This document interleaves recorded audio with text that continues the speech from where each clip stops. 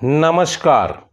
S Kumar ज्योतिष में आप सबका स्वागत करता हूं। आज हम बात करेंगे वृष लग्न की कुंडली के फलादेश के बारे में। पहले हम वृष लग्न की कुंडली के स्वभाव को जान लेते हैं। वृष लग्न में जन्म लेने वाले जातक का शरीर बहुत सुंदर बनावट वाला होता है।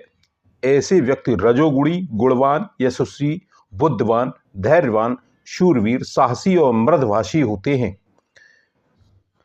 ऐसे व्यक्ति दीर्घायु होते हैं, शौकीन मिजाज होते हैं। इनको प्रकृति से काफी अच्छा लगाव होता है। ये सौंदर्य प्रेमी भी होते हैं।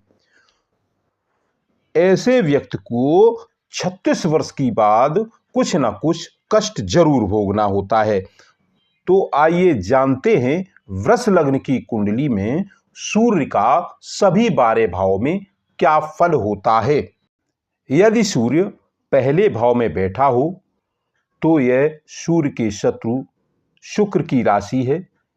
यहां स्थित सूर्य चतुर्थ भाव का स्वामी होकर जब लग्न में बैठता है तो जातक की माता को भूमि, भवन, वाहन का अच्छा सुख प्राप्त होता है तथा ऐसा व्यक्ति शारीरिक रूप से भी काफी हिष्ट पुष्ट और सुंदर बनावट वाला होता है। यहाँ बैठे सूर्य की सप्तम दृष्टि सप्तम भाव को देखती है तो जातक को स्त्री तथा व्यवसाय के पक्ष में सफलता एवं मनोकूलता प्राप्त होती है, यानी अनुकूलता प्राप्त होती है। ऐसी ग्रह स्थिति वाला जातक काफी प्रभावशाली, तेज दिमाग का स्वामी होता है। यदि सूर्य द्वितीय भाव में बैठा हो तो यहाँ पर बुध की राशि है। इस राशि में स्थित चतुर्थ भाव का स्वामी होकर जब बैठता है तो ऐसे व्यक्ति को धन और कुटुंब का सुख प्राप्त होता है, परंतु माता के सुख में कुछ कमी होती है। साथ ही भूमि और भवन का सुख भी पूर्णतया उपयोग नहीं हो पाता है।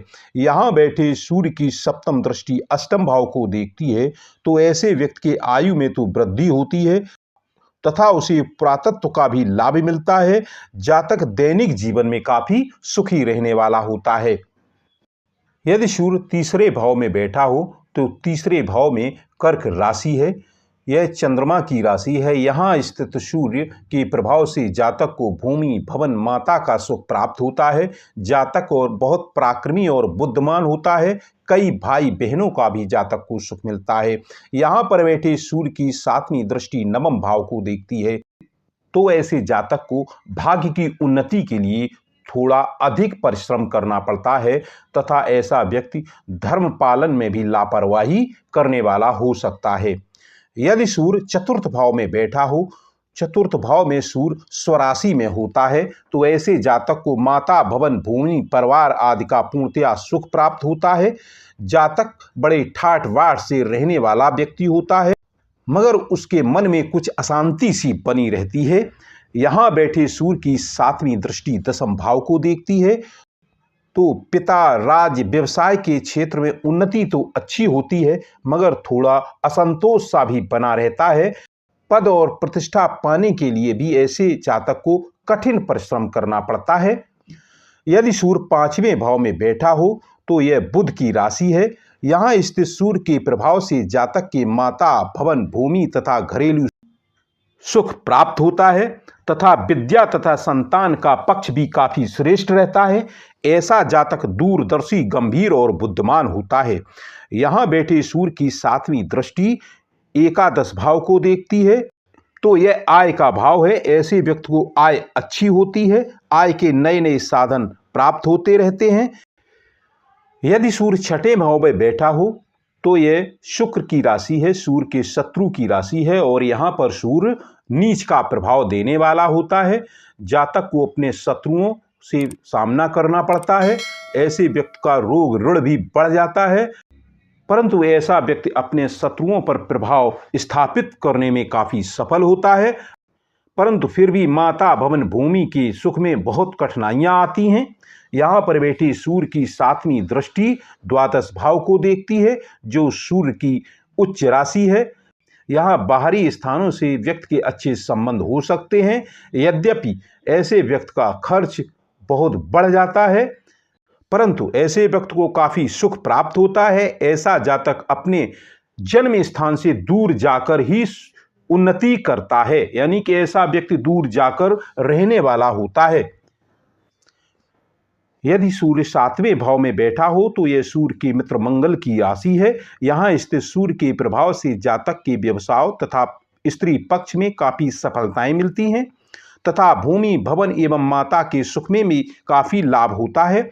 यहाँ बैठे सूर्य की 7वीं दृष्टि प्रथम भाव को देखती है, तो ऐसे व्यक्ति के शारीरिक सौंदर्य में, पारिवारिक सुख में कुछ कमी जरूर आती है तथा हृदय में भी थोड़ी बहुत अशांति बनी रहती है। यदि सूर्य 8वें भाव में बैठा हो तो यह गुरु की राशि है। यहाँ स्थित सूर्य के प्रभाव से जातक को अपने जन्म स्थान से दूर जाकर रहना पड़ता है तथा माता, भूमि, भवन, परिवार आदि के सुख में काफी विघ्न पैदा हो जाते हैं, परंतु पुरातत्व और आयु में व्यक्ति को काफी लाभ होता है। यहाँ बैठे सूर्य की 7वीं दृष्टि द्वितीय भाव को देखती है। इस कारण जातक को कुटुंब, धन का लाभ मिलता है, वह काफी धनी भी होता है। यदि सूर्य 9वें भाव में बैठा हो तो यह त्रिकोण का भाव है। यह शनि की राशि है। यहाँ स्थित सूर्य के प्रभाव से जातक के घरेलू सुख में, सौभाग्य में काफी वृद्धि होती है, परंतु माता, भूमि, भवन आदि के संबंध में काफी असंतोष बना रहता है। यहाँ बैठे सूर्य की 7वीं दृष्टि तृतीय भाव को देखती है। इस कारण जातक के पराक्रम, भाई बहन के सुख में काफी वृद्धि आती है। ऐसा जातक अपने पराक्रम और बुद्धि के बल पर सारी कठिनाइयों में सफलता पाने वाला व्यक्ति होता है। यदि सूर्य 10वें भाव में बैठा हो तो यह केंद्र का भाव है, मगर शत्रु शनि की राशि है। यहाँ स्थित सूर्य के प्रभाव से जातक को राज्य, पिता तथा व्यवसाय के क्षेत्र में कुछ कठिनाइयां जरूर होती हैं। यहाँ बैठे सूर्य की 7वीं दृष्टि स्वराशि वाले चतुर्थ भाव को देखती है, तो ऐसे व्यक्ति को माता, भवन, भूमि आदि के सुख बढ़ जाते हैं तथा पारिवारिक सुख भी बढ़ जाता है। यदि सूर्य 11वें भाव में बैठा हो तो यह सूर्य के मित्र गुरु की राशि है। यहाँ सूर्य के प्रभाव से जातक को आमदनी में अत्यधिक वृद्धि होती है तथा माता, कुटुंब, भूमि आदि के सुख में भी पर्याप्त वृद्धि होती है। यहाँ बैठे सूर्य की 7वीं दृष्टि पंचम भाव को देखती है। इस कारण जातक की विद्या, संतान के पक्ष में भी वृद्धि होती है तथा उसका जीवन भी काफी आनंदपूर्ण व्यतीत होता है। यदि सूर्य 12वें भाव में बैठा हो तो यह सूर्य के मित्र मंगल की राशि है। यहाँ सूर्य उच्च का प्रभाव देने वाला होता है। ऐसे जातक को बाहरी स्थानों से बहुत अच्छा संबंध होता है। ऐसा व्यक्ति विदेश जरूर जाता है, परंतु ऐसे व्यक्ति के खर्च अधिक हो जाते हैं तथा माता, परिवार, भूमि, भवन से के सुख में कुछ ना कुछ कमी जरूर आ जाती है। यहाँ बैठे सूर्य की अपनी 7वीं दृष्टि अपनी नीच राशि और 6वें भाव को देखती है। इस कारण शत्रु पक्ष से काफी कठिनाइयां बढ़ जाती हैं। ऐसा जातक यदि परदेश में जाकर रहे तो उसे बहुत अधिक लाभ मिलता है। यह था वृष लग्न की कुंडली में सूर्य का सभी 12 भाव में फल। यह वीडियो यहीं तक, फिर मिलेंगे अगले वीडियो में। धन्यवाद।